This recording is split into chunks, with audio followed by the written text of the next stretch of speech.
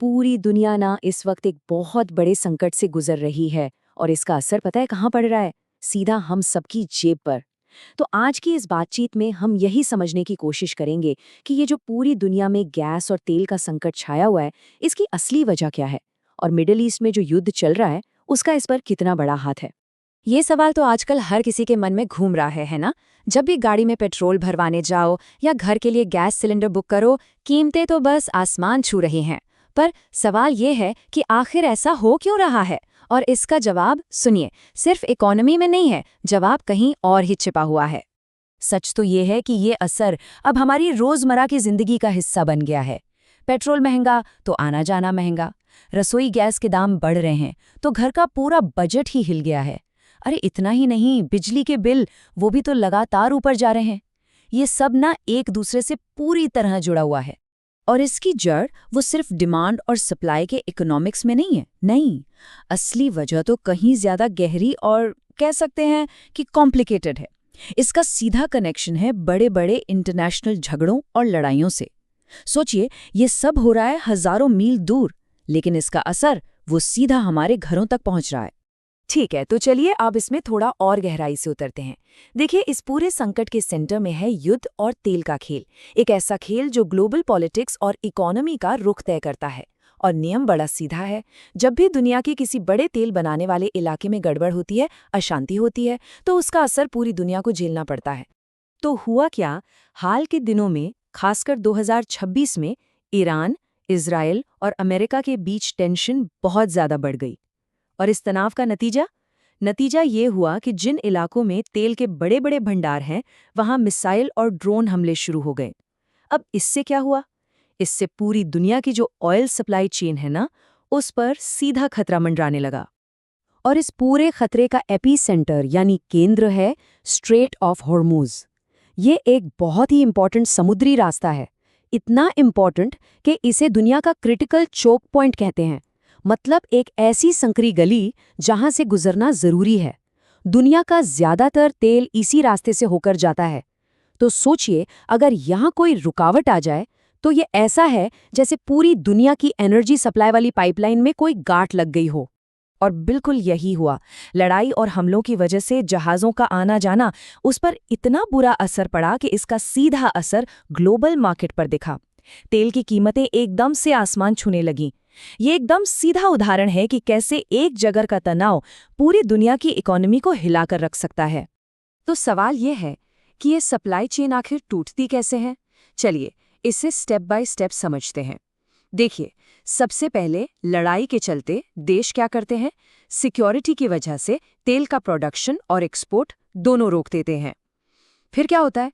समुद्री रास्ते इतने रिस्की हो जाते हैं कि शिपिंग कंपनियां उधर जाने से डरती हैं। इससे पूरी दुनिया में तेल की सप्लाई में भारी कमी आ जाती है।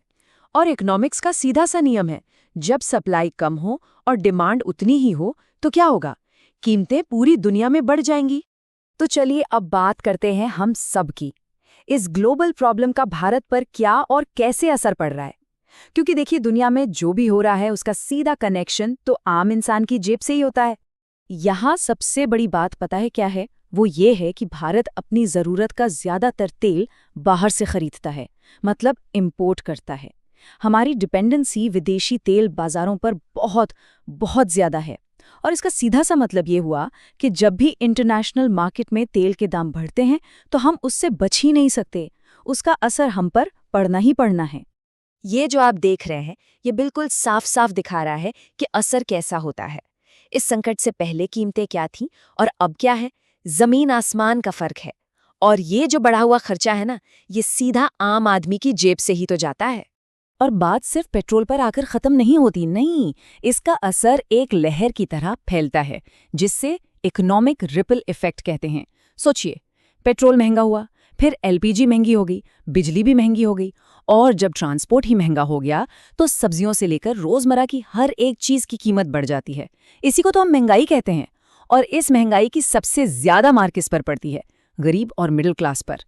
तो सवाल उठता है कि क्या इस प्रॉब्लम का कोई सल्यूशन है? क्या हम हमेशा ऐसे ही ग्लोबल संकटों के भरोसे बैठे रहेंगे? चलिए अब आगे देखते हैं कि भविष्य का रास्ता वो क्या हो सकता है। देखिए, मोटे तौर पर हमारे सामने दो रास्ते हैं। पहला रास्ता है निर्भरता का, मतलब हम ऐसे ही विदेशी तेल बाजारों पर डिपेंडेंट रहें जो कभी भी ऊपर नीचे होते रहते हैं और हर संकट को झेलते रहें। और दूसरा रास्ता है आत्मनिर्भरता का, यानी सेल्फ रिलायंस का, जिसमें हम अपने ही देश में रिन्यूएबल एनर्जी यानी कि नवीकरणीय ऊर्जा में इन्वेस्ट करें। और आत्मनिर्भरता का ये रास्ता वो इन नई तकनीकों से होकर जाता है, जैसे कि सोलर पावर। भारत में तो धूप की कोई कमी नहीं है, इसमें हमारे पास जबरदस्त पोटेंशियल है। फिर आते हैं इलेक्ट्रिक व्हीकल्स, जो पेट्रोल पर हमारी निर्भरता को काफी हद तक कम कर सकते हैं। और हाँ, ग्रीन हाइड्रोजन, जिसे तो फ्यूचर का फ्यूल यानी भविष्य का ईंधन ही माना जा रहा है। और अच्छी खबर ये है कि भारत इस डायरेक्शन में काफी एक्टिवली काम कर रहा है।